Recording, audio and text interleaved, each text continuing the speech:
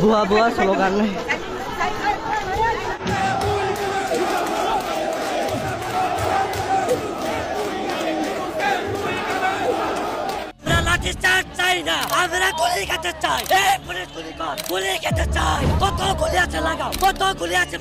দেশের রাজনৈতিক অঙ্গনে চরম অস্থিরতা ও অরাজকতা বিরাজ করছে, কেউ কারো কথা শুনছে না। গতকাল মাদ্রাসা শিক্ষকদের আন্দোলনে পুলিশ জল কামানো রাবার বুলেট ব্যবহার করছে, এতে আহত হয়েছে একাধিক শিক্ষক। এদিকে গতকাল রাতে ঢাকা বিশ্ববিদ্যালয় ও সরকারি 7 কলেজের শিক্ষার্থীদের সঙ্গে দাওয়া পাল্টা দেওয়া সহ ব্যাপক সংঘর্ষ সৃষ্টি হয়। এ সময় পরিস্থিতি নিয়ন্ত্রণ করতে ঘটনাস্থলে উপস্থিত হয় বৈষম্য বিরোধী ছাত্র আন্দোলনের সমন্বয়ক হাসানাত আব্দুল্লাহ। তবে সেখানে ঘটেছে ভিন্ন চিত্র।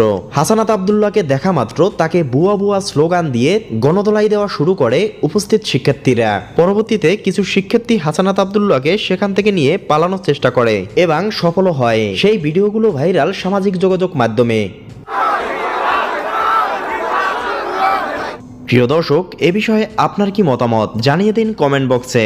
এছাড়া ভিডিওটি ভালো লাগলে একটা লাইক দিয়ে চ্যানেলটি সাবস্ক্রাইব করে পাশে থাকুন।